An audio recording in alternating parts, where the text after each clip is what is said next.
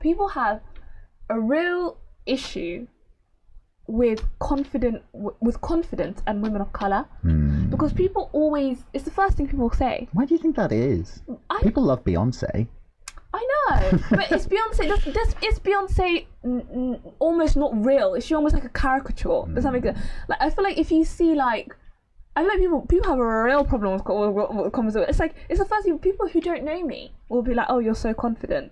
And like, I would say that I'm a fairly self-assured young person, because if I am not self-assured and if I don't back myself, I have felt like in the past no one else will. Maybe now it's different as I've grown older and formed more fruitful relationships.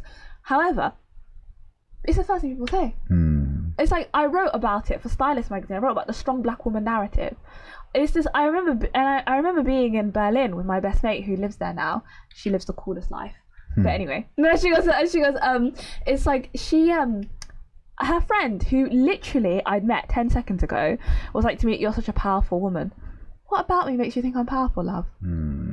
I mean, I guess from that, the kind of perspective of like the sense people get of someone, like I feel like you can get a reasonable sense of someone's, not their whole personality, but like you can definitely get a sense of what someone is like from the way they carry themselves, and you like, humans just pick that up like immediately. Like, that's intuitive, I think, to us. Like, if for probably for like a really predatory reason, in that, like, I don't know, like ancient humans would have had to know who they could take, basically. Is like, who was a threat, who like to the tribe, to the outside. Like, it's something that's like quite built into us, I think, in like the intuitiveness of like someone's character almost. No, I accept that, and I concede that there is an element of that. But then there's also the thing of when people say, why are you so confident? Which is like, why? Like, there was a former colleague of mine was like, why are you so confident? Where did you get your confidence from? And it's a bit like, oh, why shouldn't I be confident? You're not asking Mr. Bartholomew over there why he's so confident. It's like, it's just stuff that I don't think it is applied universally. Sorry, just ignore no worries. It's just stuff that I think should be applied universally. That's my main thing. Yeah, I mean, why do you think you are so confident? Because most people say that comes from like a well-rounded like childhood and family life where you've had, or at least maybe like a parent that's really like taught you to believe in yourself or something. Like, do you think that's what it is? I think it's a combination of my mother, who's always taught me that just because people have had better resources than me and better opportunities doesn't necessarily mean they're more talented. That's definitely something that she's instilled in me from a very young age. But also, I always say this to my mates, and they always laugh. Like, I'd say I'm more reckless than confident, actually. Like, I would actually really say I would say I don't give two flying monkeys. You can swear, don't worry. Yeah, okay, I don't give. I don't care. Like, that's essentially me. Like, so when people say you're so confident, and my friends laugh, they're like, she just doesn't really give a shit, actually. And it's like, and I'm like, yeah, that's true. Yeah. Well, but sometimes you need that. Well, you do, because if I were, and also, so that being reckless, and also just thinking to myself that, like, I'm thinking, what do I have to lose? At the end of the day, I should just go for it, because I can only go up. God knows I can't bloody, be any more bottom of the pecking order in society, if you go by, metrics.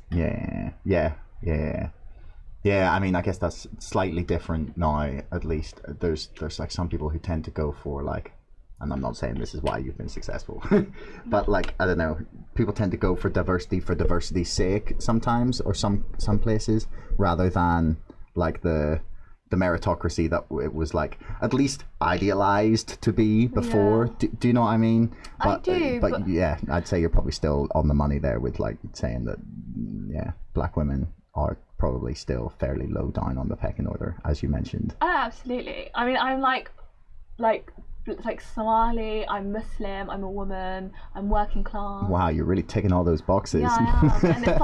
and it's like mad, because people are like, oh, whoa. Or like when you tell people, I tell people where I studied, and they're like, oh, how did you get there? And I'm like, do people actually still say that? Oh yeah. And it's like, and my mum always says you should tell them that they like sent you a magic pony, and you got on a magic pony, and that's how you got there. And I'm like, why ask you stupid questions?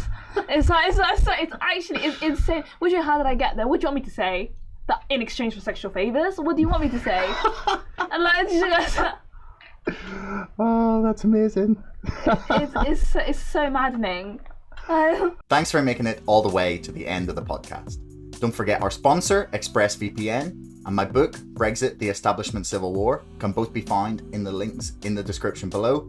And also, please like, share, and subscribe to this podcast. It's the best way to help us grow. Until next time, thanks for listening.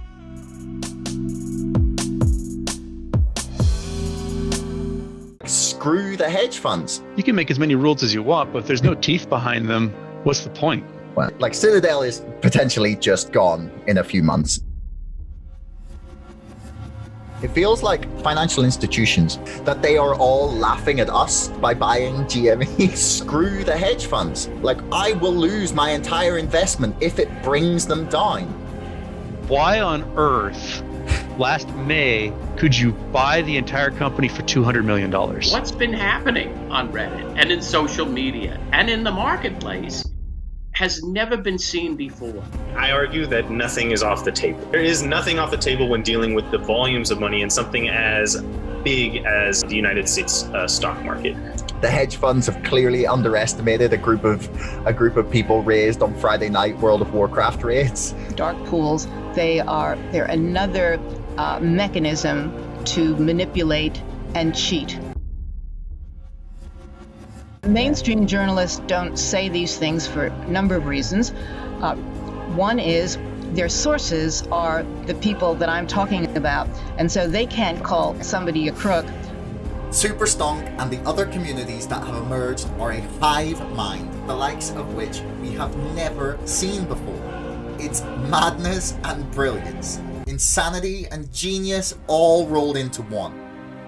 It's very possible that Citadel will be gone in a few months. And not just Citadel, but the entire financial system has the potential to come crashing down.